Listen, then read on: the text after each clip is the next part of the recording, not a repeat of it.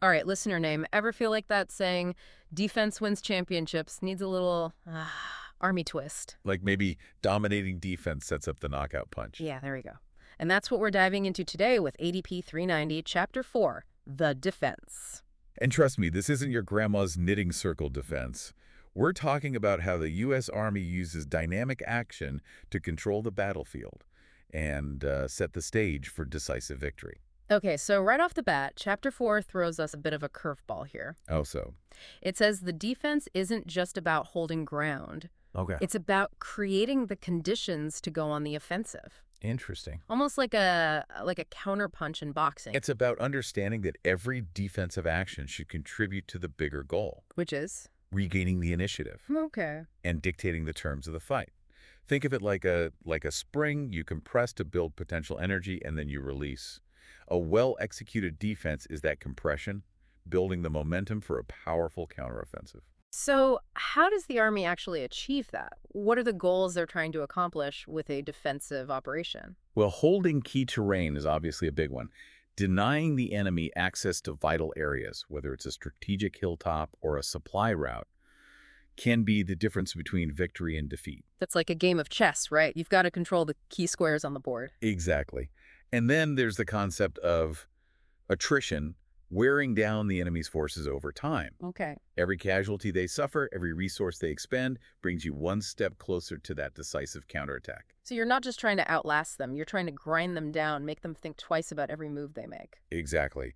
And while they're busy attacking your well-prepared positions, you're gathering intelligence, identifying weaknesses, and getting ready to exploit them. Okay, this is all making sense. But Chapter 4 also talks about forcing the enemy to concentrate their forces. Right. Almost like you're inviting them into a trap. Why would you want them to do that? Think about it this way, listener name. A dispersed enemy is harder to target, harder to pin down. Okay, But when they mass their forces for an attack, they become more vulnerable I see. to your firepower, whether it's artillery, airstrikes, or a well-coordinated counterattack. So you're basically channeling their aggression and using it against them. Precisely. It's about turning their strengths into weaknesses. And a well-planned defense is the key to making that happen. That's a pretty powerful concept. So we've talked about the why of defense, the strategic goals, but what about the how? How does the Army translate these goals into action on the battlefield? That's where the 7 characteristics of the defense come in. Okay. These are the guiding principles that shape every defensive action, every decision a commander makes. Got it. Think of them as the pillars of a successful defense. All right, let's unpack those pillars, starting with disruption. What does that mean in the context of defense? It's not just about blowing things up, right? Well, explosives are always helpful. But disruption is really about throwing the enemy off balance, disrupting their tempo, their plans, their entire decision-making cycle. So keeping them guessing, making them react to you instead of the other way around? Exactly. It's about creating chaos within their ranks, making it harder for them to coordinate their actions and exploit any perceived advantages. Remember, a confused enemy is a vulnerable enemy. I love it. Now, how about flexibility? That seems pretty self-explanatory. Right. But I'm guessing there's more to it than meets the eye. You got it. A rigid defense is a predictable defense, and predictability gets you flanked, outmaneuvered, and ultimately defeated. Flexibility is about having options, Okay. alternate positions, pre-planned contingencies, the ability to adapt to changing circumstances on the fly.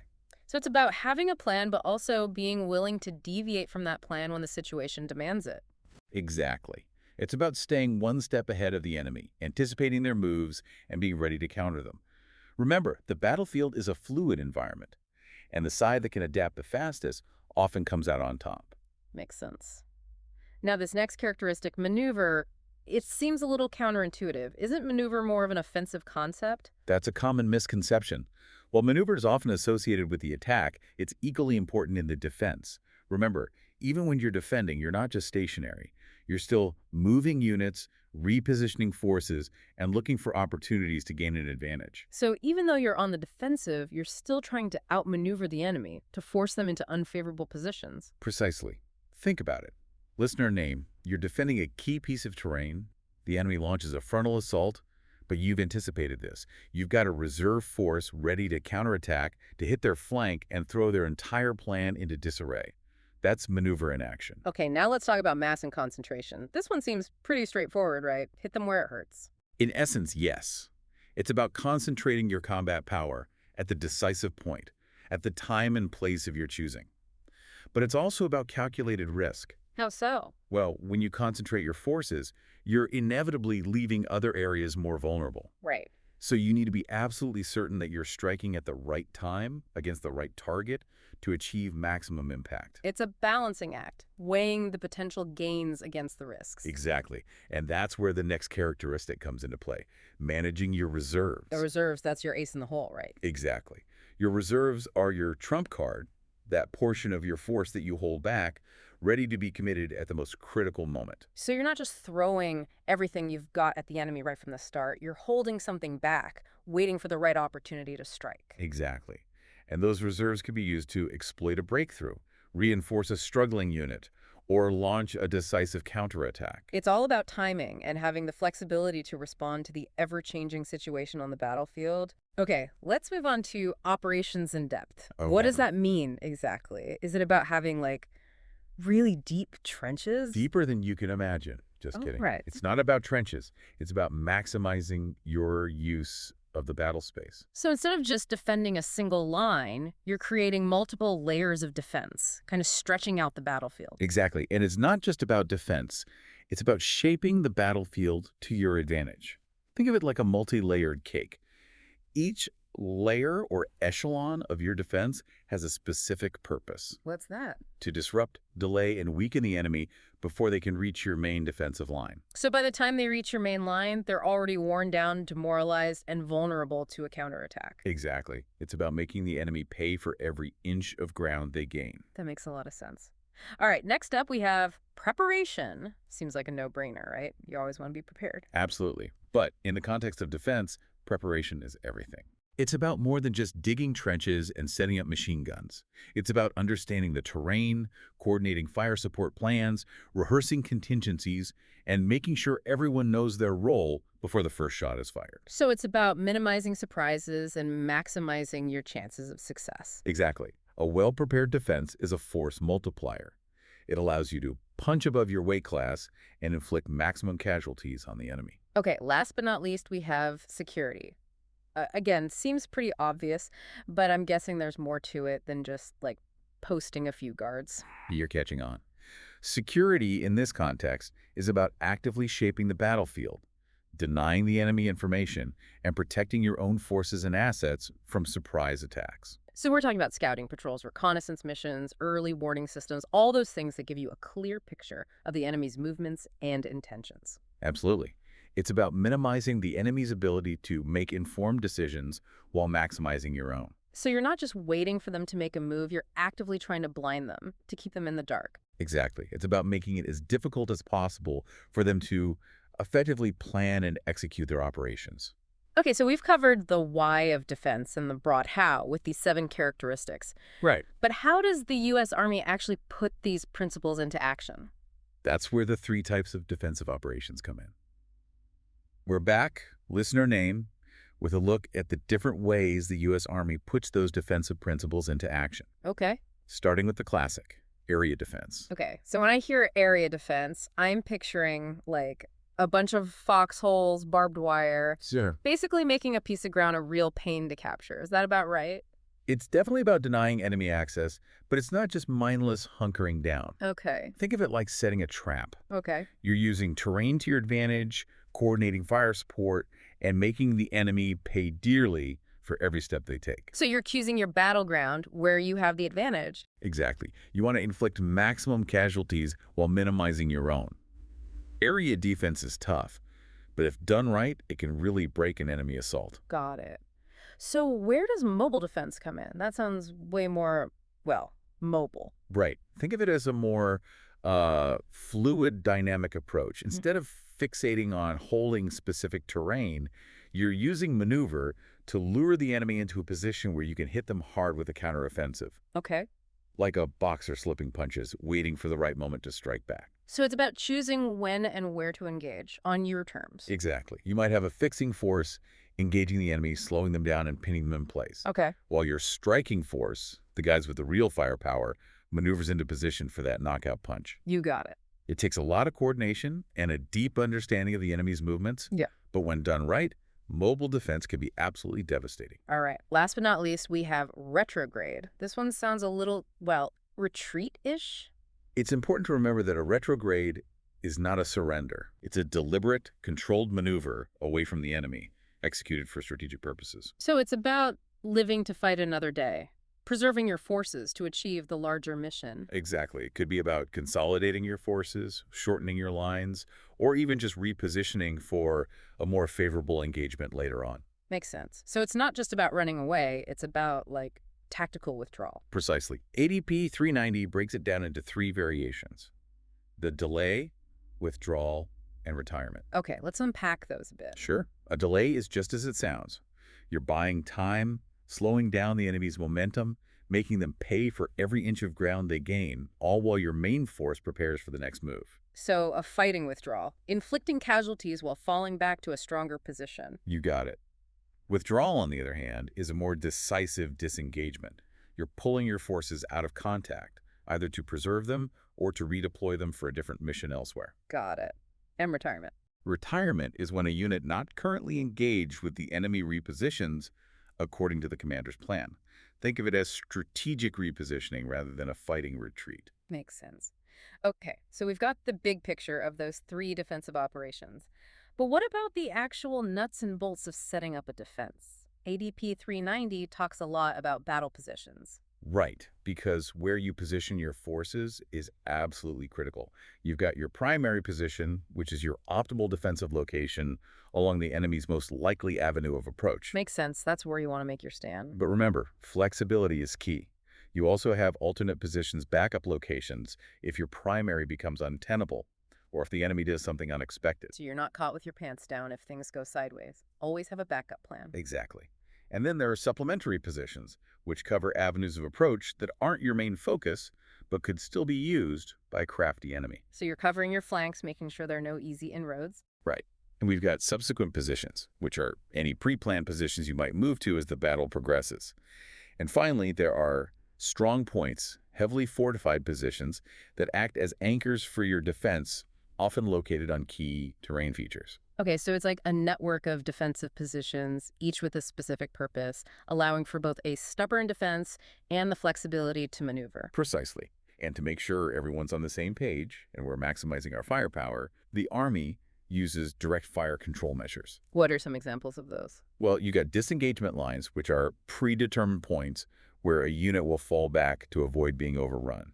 Then there are engagement areas. These are zones where you're concentrating your firepower to decimate the enemy. So you're not just passively defending, you're actively channeling the enemy into unfavorable locations where you can take them out. You got it. Okay, we've talked battle positions, direct fire control. What about indirect fires? How does the Army use artillery and air support in a defensive operation? Indirect fires are absolutely crucial in the defense. Think about it. You've got dug-in enemy forces, fortifications, maybe even tanks. Yeah. You need some serious firepower to dislodge them. That's where the big guns come in. Artillery barrages, airstrikes, raining down destruction from above. Exactly. And to manage all that firepower, ADP 390 talks about fire support coordination measures, FSCMs. So it's not just about lobbing explosives indiscriminately. There's a real science to it. You bet. You've got permissive FSCMs, which allow for rapid engagement of enemy targets with minimal clearance needed. So if the enemy is in that zone, it's open season. Pretty much. Then there are restrictive FSCMs, which help prevent friendly fire incidents. Right. These designate areas where firing is restricted or prohibited altogether. It's about maximizing firepower while safeguarding your own troops. Okay, that makes sense. Now, ADP 390 also uses some specific terms to describe areas on the battlefield, like the FIBA and MBA. Right. These are important concepts to understand. The FIBA, or forward edge of the battle area, represents the front line of your main defensive positions. Okay. Think of it as the dividing line between your forces and the enemy's. And the MBA. That's the main battle area. Yeah. The zone where you're expecting the decisive fight to occur. It's where you'll concentrate your combat power, obstacles, and reserves. So the FIBA is the front line, and the MBA is the heart of the defense. You got it. And to provide early warning and protect your main defenses, you've got the security area, which extends beyond the FIBA Okay. and is patrolled by your security forces. Makes sense. Their job is to detect and delay enemy advances, giving you time to react and prepare. It's all starting to come together now. So we've got the types of defensive operations, the battle positions, and all the ways we're coordinating fires. What else do commanders need to consider when planning a defense? Well, you've just scratched the surface. Oh boy. There's a whole world of planning considerations we need to unpack. Command and control, movement and maneuver, intelligence gathering, the use of fires including air and missile defense sustainment, and protection of troops. Whoa. That's a lot to digest. It is, but it's crucial stuff. And that's what we'll delve into in the next part of our deep dive. We're back with the final push on our deep dive into the U.S. Army's The Defense, listener name. We've talked strategy, tactics, setting the battlefield. But what happens when things go really sideways? What about when you're surrounded? Those are the moments that test a unit's mettle. ADP 390 acknowledges these high-stakes situations Right. and outlines options for encircled forces. Okay. Because sometimes the best defense is a really well-planned. Get out of Dodge plan. Exactly. One option is the breakout, a coordinated maneuver to punch through enemy lines and regain freedom of movement. Okay. It's risky, requires absolute concentration of force. And a whole lot of guts. No doubt. Yeah. But sometimes it's the only way to avoid being completely overrun. It takes identifying a weak point in the enemy's lines Right. and hitting it with everything you've got. Now, a breakout isn't always possible. What if you're outnumbered, outgunned, and the enemy's lines are just too strong?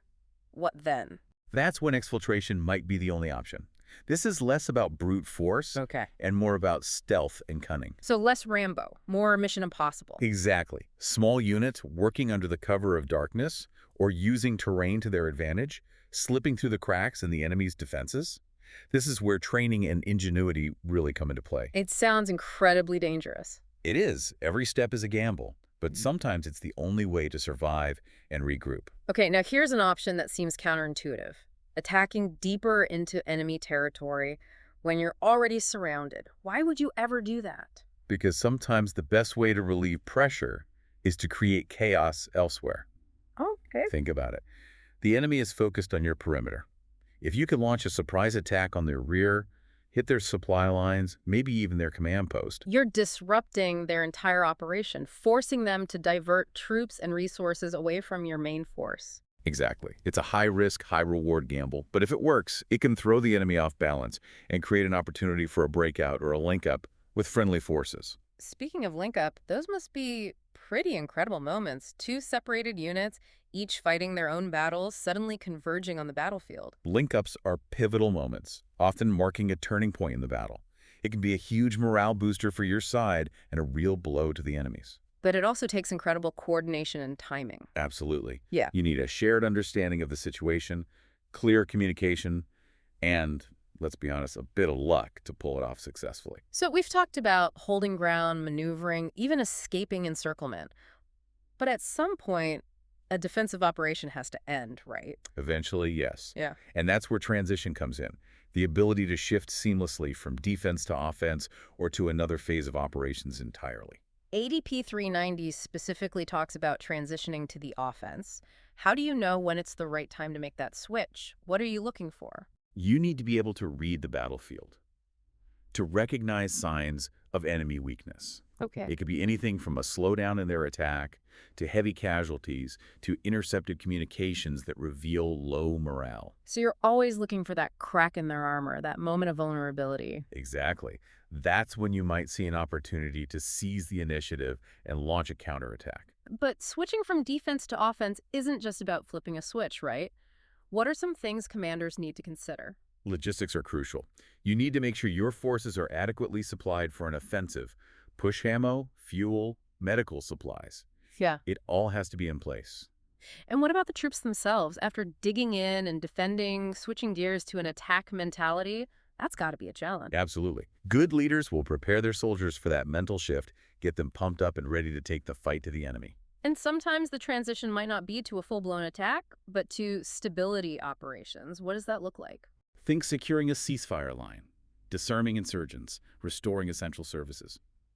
Basically transitioning from a combat environment to a more stable situation. So a different kind of challenge, requiring a different mindset and a whole new set of skills. Exactly. Well, listener name, we've covered a lot of ground in this deep dive. From foxholes to firefights, from holding the line to pushing forward, we've explored the core principles that underpin the U.S. Army's approach to defensive operations. We've seen how a successful defense is about more than just absorbing an enemy attack. It's about creating the conditions for your own victory. It's about being proactive, adaptable, and always one step ahead of the enemy. And never forgetting that every action, every decision, should contribute to the ultimate goal, accomplishing the mission. So there you have it. Remember, this was just a taste of what ADP 390 has to offer. Now it's up to you to take this knowledge, study the doctrine in detail, and apply these lessons to your own training and development. Because at the end of the day, listener name, your ability to think critically, adapt to changing circumstances, and execute under pressure is what makes you an asset on the battlefield. Stay sharp out there.